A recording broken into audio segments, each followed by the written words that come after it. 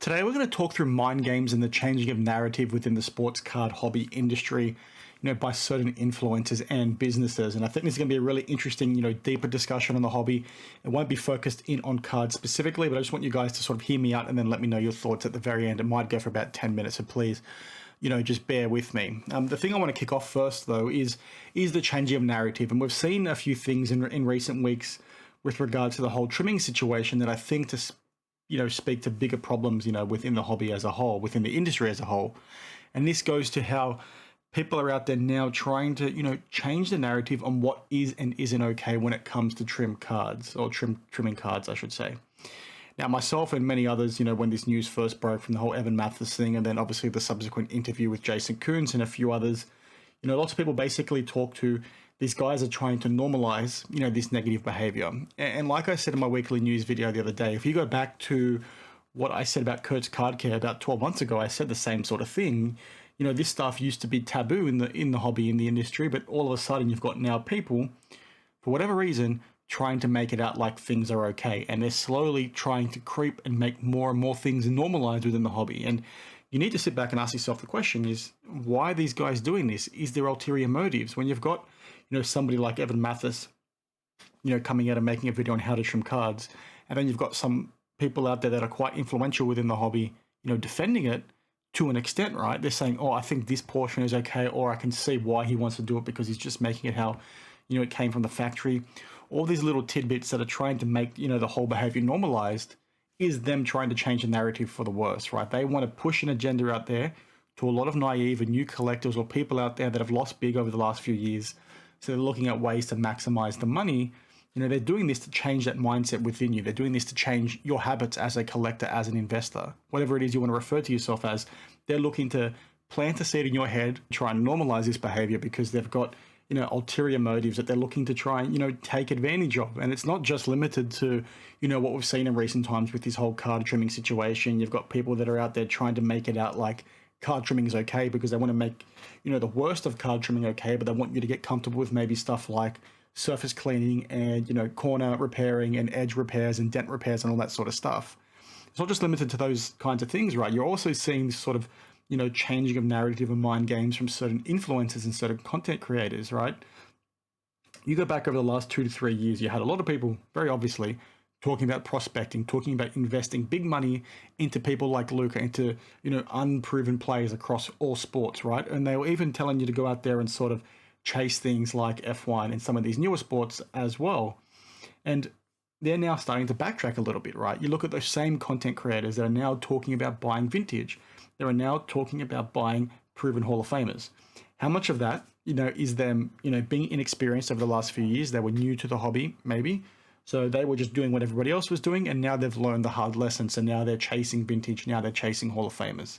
How much of, is that versus them not talking about it over the last 2 to 3 years because they know nobody wanted to hear that. Everybody was keen on prospecting, so they only talked about prospecting, even though they knew in the back of their mind that those kinds of things weren't sustainable long term. They were looking to manipulate you, as a user within this industry, right? It's not just, people consuming content. There are also people out there like buying cards off the back of this, right, and getting burned. Businesses essentially doing the same sort of thing by, enticing this kind of behavior from you as a buyer. That stuff is also quite questionable when it comes to, the changing of narrative, because now they're coming out and talking about, the opposite of that and making it out like they had never done those things in the past, or they were just learning in the past, right? How much of that was them being truthful versus how much of that was them being, manipulative, through the whole process.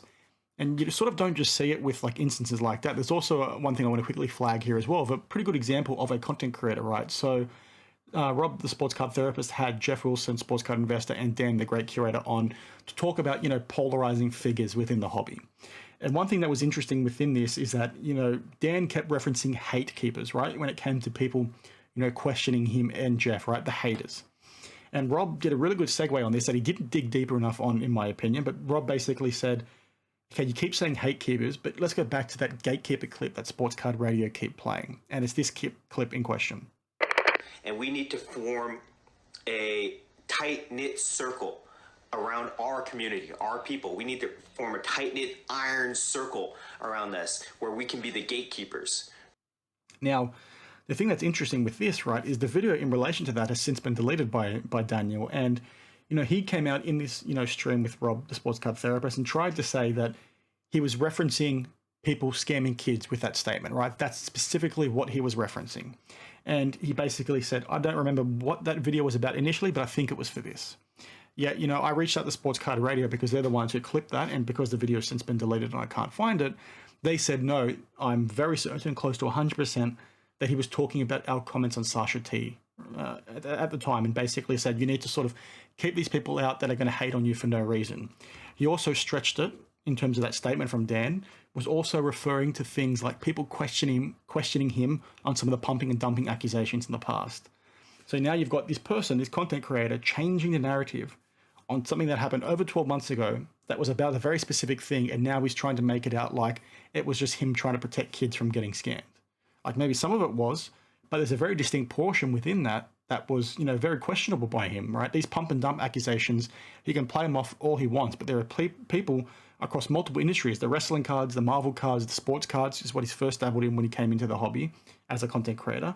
There are all these people asking him questions about pumping and dumping and all these things that he was doing, right? He's changing the narrative on that. Why? You need to ask yourself why these people, sort of doing this. Now, again, I'm not here to hate on people, but that's, an interesting thought process that I want you guys to sort of think about when you're consuming content. I'm not telling you who you can watch and who you can't watch. If you want to watch these people, you've been watching them for a long time, start pushing back and say and ask the question, you did this in the past, but now you're doing this. Why are you doing this? They might have a perfectly, legitimate explanation. Like I touched on earlier, where you've got people that were prospecting in the past and then now buying Hall of Famers. Jeff Wilson essentially, answered that question by Rob in that interview.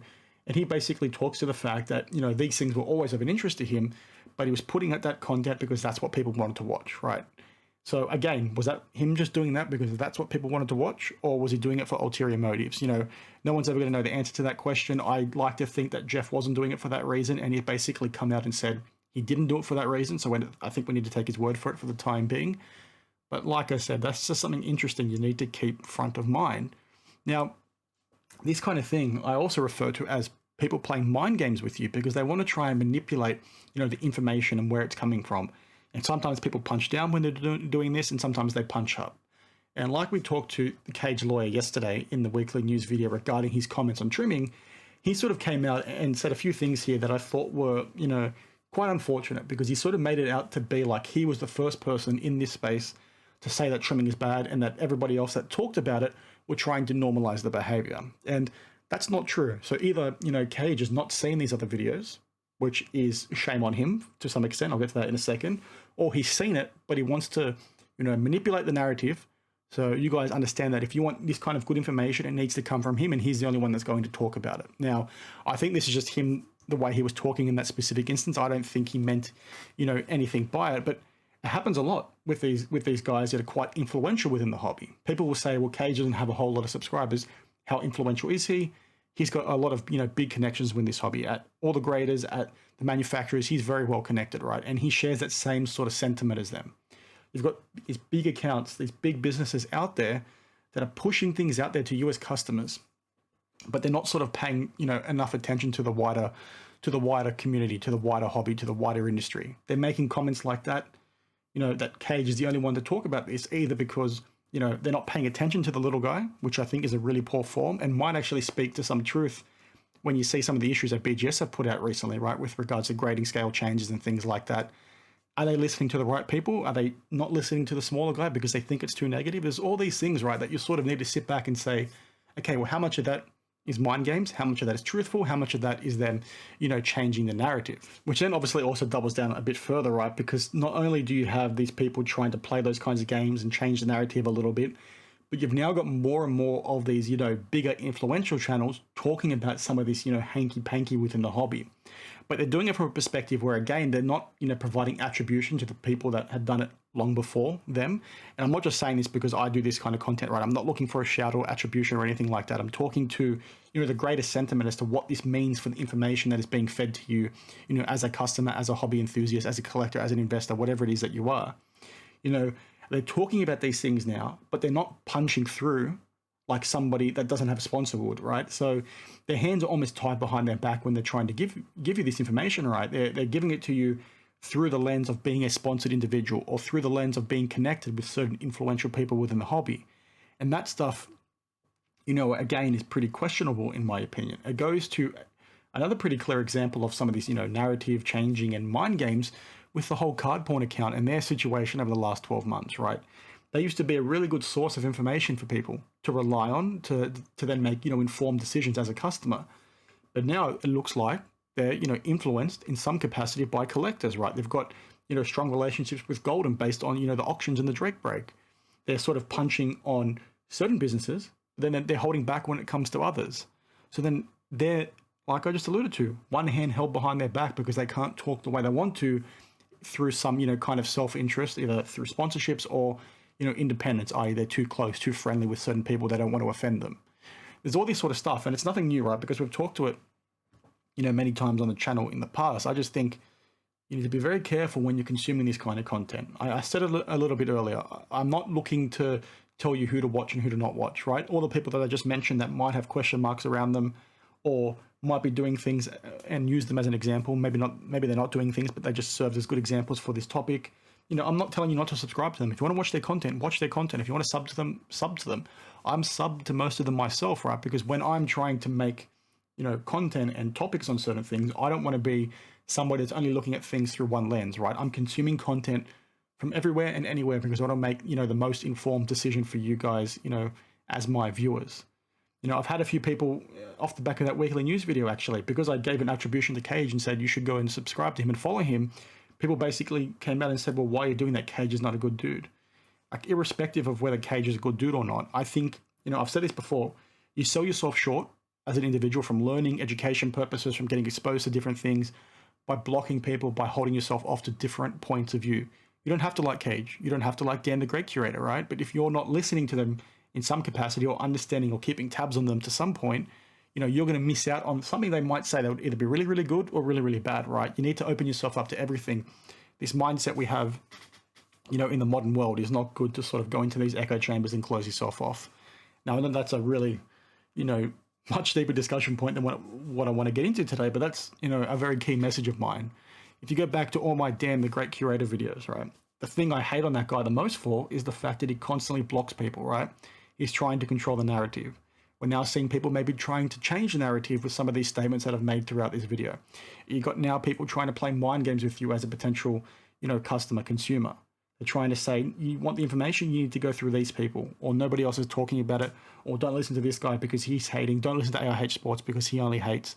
It's like, no, there's tidbits of truth and information everywhere that you look. Open yourself up to everything and you're not going to get exposed to these kinds of people trying to manipulate you. Always look at this stuff through that lens of what these guys are trying to benefit from by putting out this content, right? They're putting out content either through, the lens of their sponsors or because they've got ulterior motives. They're trying to normalize negative behavior. Why are they trying to do that? They're trying to get to an end goal and they want people to be okay with it. So what is it that they're trying to do? Those are the questions you sort of need to keep asking yourself. I hope you liked the video and I will see you in the next one.